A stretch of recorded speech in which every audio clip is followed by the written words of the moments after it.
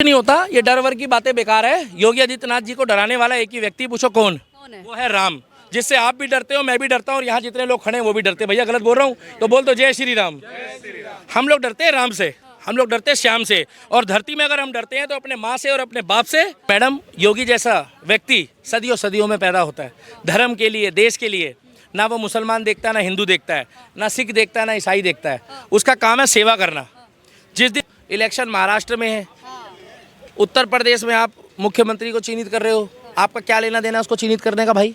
आप क्यों पड़ी लकड़ी ले रहे हो?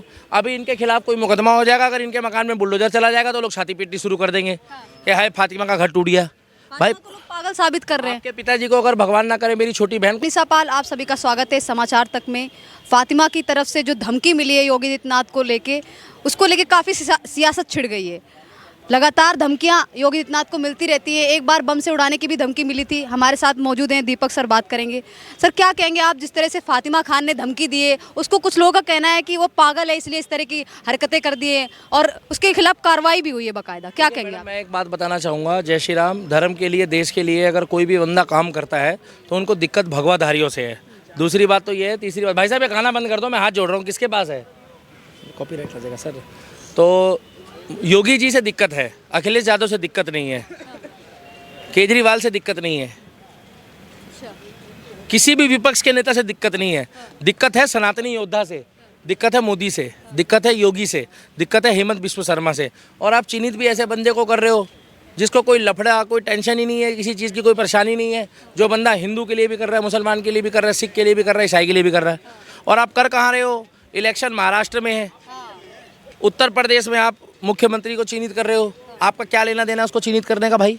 आप क्यों पड़ी लकड़ी ले रहे हो? अभी इनके खिलाफ कोई मुकदमा हो जाएगा, अगर इनके मकान में बुलडोजर चला जाएगा तो लोग छाती पीटनी शुरू कर देंगे कि हाय फातिमा का घर टूट गया।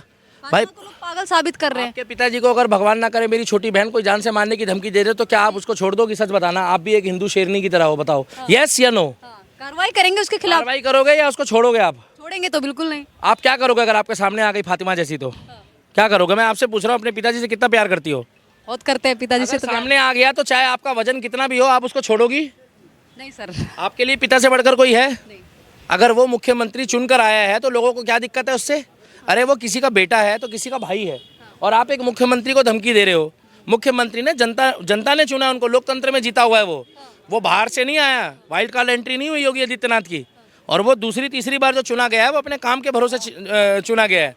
लोगों को दिक्कत ये है कि योगी जी की पॉपुलैरिटी, मैं एक बात और बता दूं आपको, बहुत गहरी बोल रहा हूँ। कुछ लोग सोचेंगे कि मैं बीजेपी का हूँ, मैं बीजेपी का नहीं हूँ, मैं राम का हूँ, श्याम का हूँ। जो अच्छा काम करता है मैं उसका बंदा हूँ। पहले सुन लो, कुछ लोग योगी जी की पॉपुलैरिटी से बीजेपी वाले भी किलसते हैं कि ये व्यक्ति इतना आगे कैसे बढ़ गया, क्योंकि उसकी उम्र में जाते हैं। मैं आपको अब भी बता दूं, हमारा देश कर्म प्रधान देश है। इसी देश में 15 साल का, 20 साल का युवा भी है जो भारत रत्न लेने की काबिलियत रखता है, और कुछ 65-70 साल के जो है वो भी भारत रत्न लेने की काबिलियत नहीं रखते हैं। आज विराट कोहली और सचिन तेंदुलकर को आप कंपैरिजन करोगे तो हो सकता है सचिन की उम्र तक विराट कोहली उनको क्रॉस कर जाए, हो सकता है। मगर जब तक सचिन तेंदुलकर था तब तक हम लोग क्या सोचते थे कि इसके जैसा कोई बन ही नहीं सकता, सोचते थे ना। तो सोचते तो हम लोग भी बहुत कुछ थे। योगी जी को धमकी देने का मतलब है आओ पड़ी लकड़ी झाड़ से और घुस जाओ मेरे, समझ जाओ आप। क्या लगता है योगी आदित्यनाथ की सिक्योरिटी बढ़ाने की जरूरत है अब? सिक्योरिटी क्या बढ़ानी मैडम, जो खुद शेर है। देखो मुख्यमंत्री है तो सिक्योरिटी तो देनी पड़ेगी, कोई भी ऐरा गहरा नत्थू गहरा ना घुस जाए। मगर उनको कोई सिक्योरिटी की जरूरत नहीं है। उनको पड़ी लकड़ी लेने वाला जो है वो अपना खुद इतिहास खोजेगा बाद में। आप मुख्यमंत्री को धमकी दे रहे हो और आपको अपने पिताजी के बारे में अगर मैं बोल रहा हूँ तो आप कह रहे हैं मैं उसको छोड़ूंगी नहीं। इसका मतलब बहुत बड़ी बात है।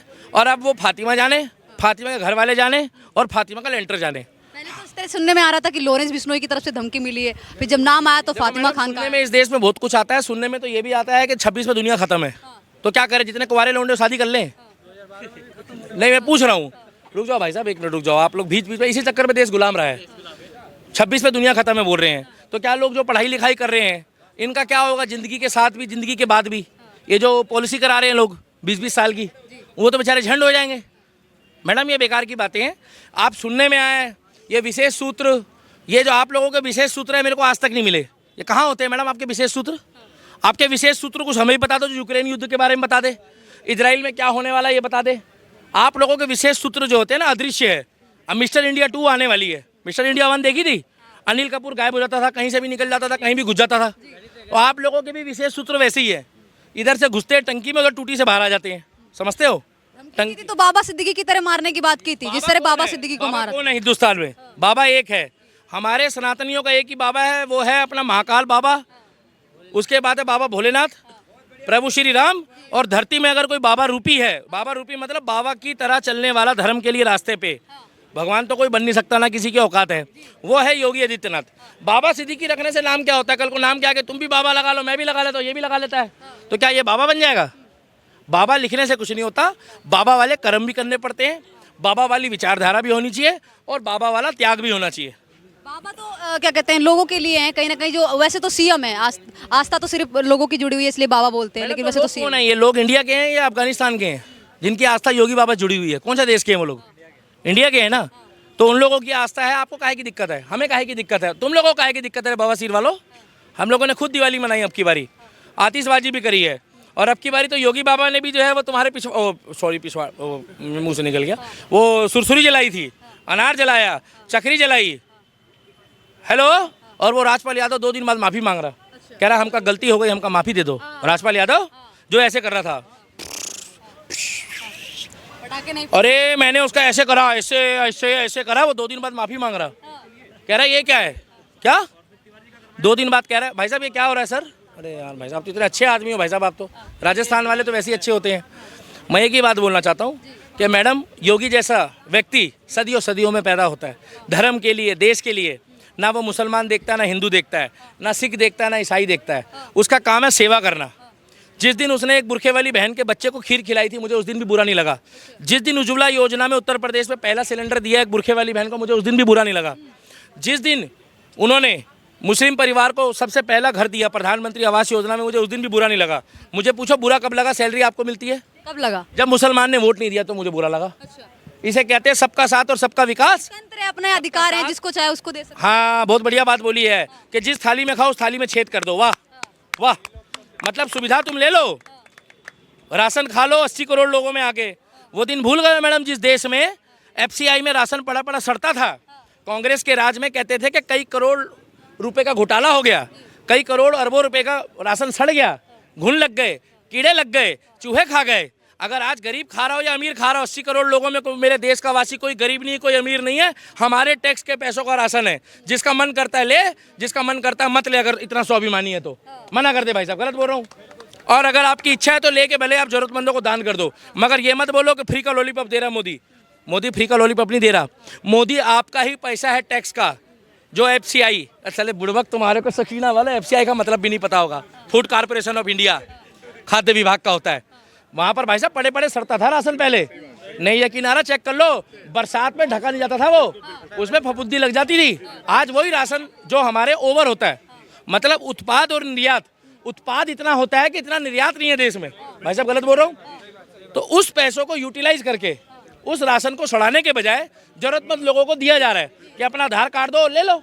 आप इतने स्वाभिमानी हो तो आप एक 10 रुपए का स्टैम्प पेपर बनाओ और जाकर, इतने ईमान वाले हो, तुम्हें बता रहा हूँ मैं पहले, कांग्रेस झाड़ू वालों, विपक्ष वालों, रात दिन मोदी की बुराई करते सुन लो। अगर एक अब्बू वाले हो तो पहले सुन लेना, एक 10 रुपए का स्टैम्प पेपर बनाओ, उसमें लिख के दो कि मुझे भारत सरकार द्वारा कोई भी सब्सिडी नहीं चाहिए, कोई भी सरकारी सुविधा नहीं चाहिए और कोई भी फ्री की सुविधा नहीं चाहिए। अगर तुम्हारे बस की हो तो एक स्टैम्प पेपर में रेवेन्यू स्टैम्प पे लगा के लिख के SDM के आगे जमा करा दो। मैं गलत बोल रहा हूँ? मगर नहीं कराएंगे। पूछो क्यों? ये राशन भी खाएंगे, मोदी जी के शौचालय में जो हमारे टैक्स के पैसों का जाके उसमें हगेंगे भी, और फोटो भी खिंचवाएंगे, और जियो के मोबाइल में अपलोड भी करके कहेंगे कि जियो ने मोबाइल महंगा कर दिया। नहीं होता, ये डर वर की बातें बेकार है। योगी आदित्यनाथ जी को डराने वाला एक ही व्यक्ति, पूछो कौन है? वो है राम, जिससे आप भी डरते हो, मैं भी डरता हूँ, और यहाँ जितने लोग खड़े हैं वो भी डरते हैं। भैया गलत बोल रहा हूँ तो बोल दो जय श्री राम। हम लोग डरते हैं राम से, हम लोग डरते हैं श्याम से, और धरती में अगर हम डरते हैं तो अपने माँ से और अपने बाप से, और उसके बाद बड़का भाई से, बड़े भाई से, क्योंकि बड़े भाई का सम्मान होता है। बाकी हम डरते किसी के बाप से नहीं है। पूछो किससे? पाकिस्तान को तो हम जेब में लेके घूमते हैं। ये देखो, ये जेब में मेरे पाकिस्तान है। हेलो पाकिस्तान, ये रहा इस्लामाबाद, 2 है मेरे पास इस्लामाबाद। इसीलिए अब आगे पूछो सवाल, आपके लास्ट है। कटेंगे बटेंगे वाला भी नारा जो देते हैं मैडम, कटेंगे तो बटेंगे, उन्होंने बिल्कुल सच बोला है, बटेंगे तो कटेंगे, कटेंगे तो बटेंगे, ये बात बिल्कुल सच्चाई है। जिस तरीके से भाला एक अकेला होता है, आप भी तोड़ लोगे, चलो आप हल्की हो तो आप हल्का वाला तोड़ लोगे, मैं तो भारी वाला भी तोड़ लूंगा। भाला सिंगल तोड़ा जाता है, मगर भाले के गट्ठे को कोई नहीं तोड़ पाता। अखिलेश यादव ने भी बोला है कि जुड़ेंगे तो जीतेंगे। बिल्कुल सही कह रहा है। अखिलेश यादव के लिए जोरदार ताली बजाओ, जुड़ेंगे तो शिलाजीत बांटेंगे। वाह, अखिलेश यादव जुड़ोगे तो शिलाजीत बांटोगे। वाह, सही तो बोल रहा है यार भाई साहब। जितने लोगों को जोड़ेंगे उतने लोग शिलाजीत बांटेंगे। और ये लोगों ने बांटा क्या है देश में भाई? 70 साल में इन लोगों ने शिक्षा बांटी हो तो ये अपने विकास के नाम पे वोट मांग ले। हाँ, राम मंदिर हमारा जन्मसिद्ध अधिकार था। राम मंदिर में अगर किसी को परेशानी हो तो अयोध्या में जाकर विश्व की सबसे बड़ी मस्जिद बन रही है उस पर भी जाकर रोक लगाओ। और जिसको अस्पताल चाहिए, स्कूल चाहिए, कॉलेज चाहिए, मैं उसके साथ चलूंगा। वहाँ सबसे बड़ी कुरान रखी जा रही है, जहाँ सबसे बड़ी मस्जिद बन रही है। अगर आप लोगों के अंदर इतनी इंसानियत और मानवता है तो वहाँ जाकर आप क्या बनाओ? एक स्कूल बनाओ। भाई साहब गलत बोल रहा हूँ? और हमें बुरा ही रहने दो, हमें बुरा, हमारा राम मंदिर हमें ठीक लग रहा है। हम लोग बुरे हैं, हमें बुरा रहने दो।